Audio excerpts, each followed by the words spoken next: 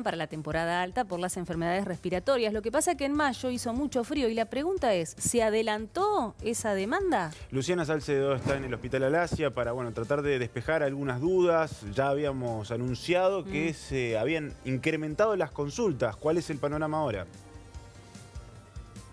En estos últimos días en el cual el frío se ha sentido y mucho aquí en la ciudad de Santa Fe, tenemos que cuidar a los más chicos para que no sufran enfermedades respiratorias. Nosotros, como bien decías vos, Luciano, estamos en el Hospital de Niños, doctor Orlando Alasia, acompañados por su director, Pablo Ledesma, para conocer un poco acerca de la situación que están atravesando en este contexto de temperaturas tan bajas. Pablo, gracias por recibirnos. Sí, buenos días, gracias a ustedes.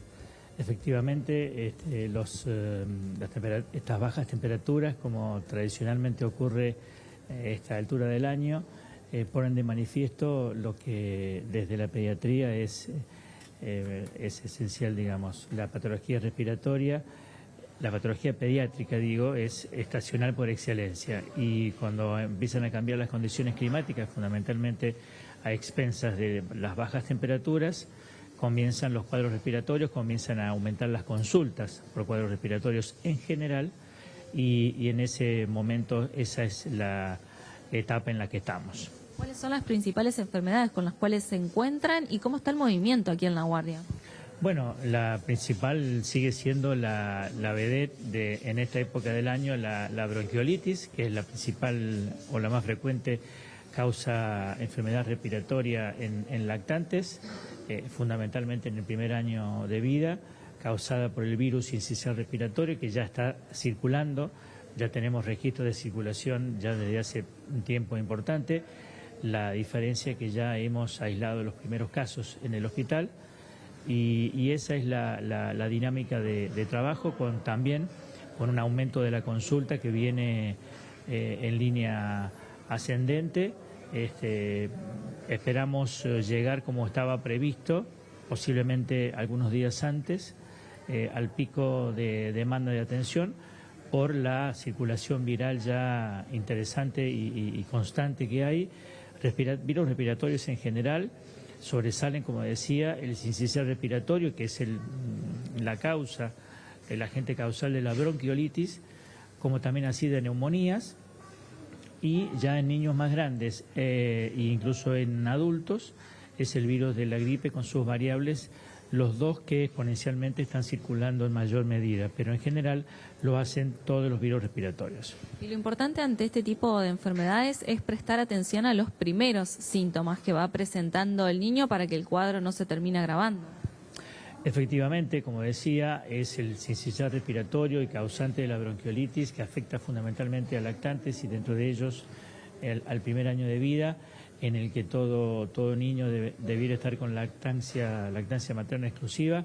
Pero independientemente de esto, tenemos síntomas como la fiebre, como el decaimiento, como la dificultad respiratoria, el aumento de la frecuencia respiratoria, y dos signos importantes que son la dificultad para alimentarse o para descansar, para dormir.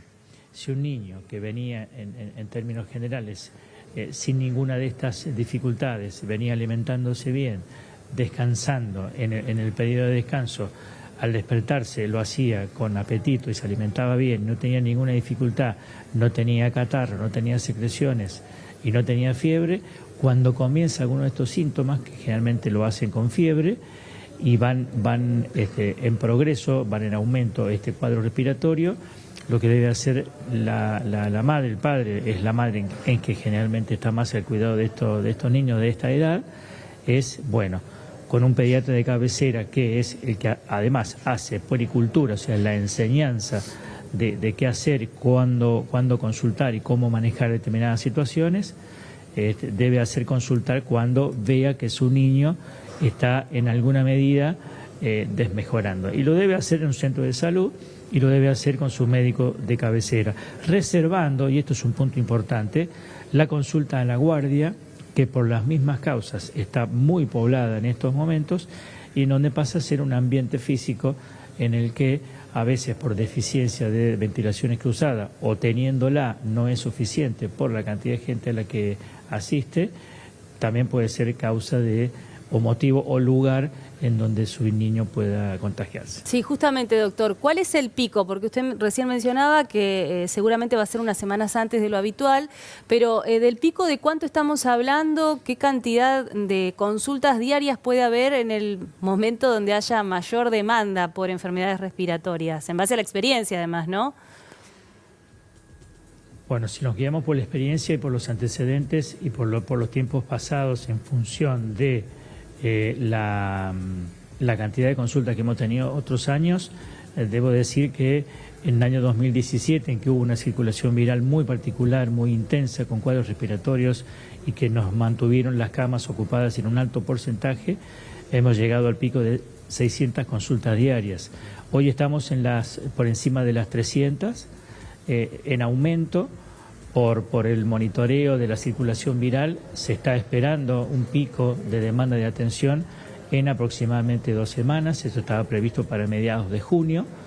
El frío sigue de manera sostenida, las bajas temperaturas siguen sostenidas, y más particularmente en esta región en donde a veces los cambios climáticos y fundamentalmente la humedad juega su papel para que los pacientes alérgicos también aumenten este nivel de consulta.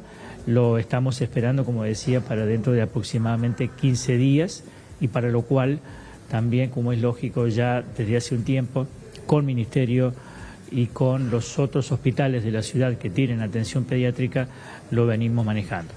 Doctor, ¿esto puede llegar a generar variables? Usted habla de los próximos 15 días, de un incremento. ¿Después hay una tendencia que puede llegar a bajar o a mantenerse? ¿O puede seguir subiendo, dadas las condiciones climatológicas que vayamos teniendo en los próximos meses? Bueno, los cuidados previos, la atención, la consulta oportuna, pero también la continuidad de estas temperaturas y de estas condiciones climáticas pueden hacer variar en el sentido en que usted manifiesta. Habitualmente, si uno analiza después, terminado este tiempo, este periodo de alta demanda, analiza las curvas, uno ve que año tras año la evolución de la curva es prácticamente similar. Tenemos un nivel de aumento que va lentamente haciéndolo, llegado el pico de atención, que es el que estaríamos esperando aproximadamente, esto no es matemático, en 15 días. Después hay un periodo de amesetamiento con pequeños picos a veces menores y después empieza esto a disminuir conforme vamos avanzando en el periodo invernal para llegar luego a una disminución, a veces no tan drástica, al final del invierno. Por último, doctor, recomendaciones, porque hasta acá hablamos de los síntomas, de lo que se espera en el hospital, pero ¿cómo prevenimos o cómo podemos colaborar para que los cuadros sean en todo caso más leves, digamos? ¿Qué medidas podemos tomar como papás, como mamás? Desde, por ejemplo, ¿qué hacemos si el chico tiene fiebre? ¿Lo mandamos o no al jardín? Bueno, yo diría que las medidas preventivas en primera instancia son las que en algún momento de esta charla he mencionado. Estamos hablando de que predominan en la bronquiolitis fundamentalmente los lactantes y dentro de ellos los menores de 1 año, que debieran estar fisiológicamente con lactancia materna exclusiva. El primer factor preventivo y el primer elemento que va a prevenir esta y otras enfermedades va a ser justamente la lactancia. Fomentar la lactancia materna exclusiva siempre que se pueda y si no, la mayor cantidad de veces o el tiempo posible la lactancia materna. Esto es factor preventivo, es inmunización activa y la mejor. Y después, cuando se instala el cuadro, además digo, dentro del hogar, evitar que el niño esté obviamente cerca de fumadores o en ambiente de fumadores, ventilar los ambientes. Aún en época de frío y aún con bajas temperaturas se recomienda ventilar los ambientes igual. Estamos hablando de 20 minutos diarios con ventilación cruzada. Retrotraemos 4 años atrás y esto lo aprendimos o lo reflotamos en épocas de COVID, en donde estaba como una de las principales recomendaciones. Esto hay que seguir manteniéndolo cada vez que llega esta época en el año. Evitar, digamos, cambiar de habitaciones o de ambientes en la casa en donde haya cambios bruscos de temperatura. No necesariamente esto se da cuando uno sale al exterior. Y la consulta oportuna y previa. Yendo a tu pregunta puntualmente, en niños que están escolarizados y por las características sociales de los niños que socialicen de una manera tan particular, no es, digamos, a veces es mejor prevenir la propagación del cuadro con la implicancia sanitaria que tiene esto por un par de días. Es probable y es conveniente a veces no enviar un niño al colegio, porque es en el colegio donde a veces se siguen transmitiendo. Y de hecho, en las semanas de receso invernal en la educación, notamos a veces una pequeña disminución justamente en el nivel de consulta. Tal cual. Clarísimo. Sí, no, parece algo, digamos, que uno ya lo sabe, pero muchas veces en la urgencia de no pedir el día en el trabajo o porque uno no sabe dónde dejar los chicos, es algo que solemos hacer, y me parece que es importante que todos tengamos en cuenta estas recomendaciones, como también ventilar los ambientes, porque cerramos todos pensando que así lo cuidamos del frío y al final provocamos otro daño. Así que muchísimas gracias como siempre, doctor, que tenga un muy buen día.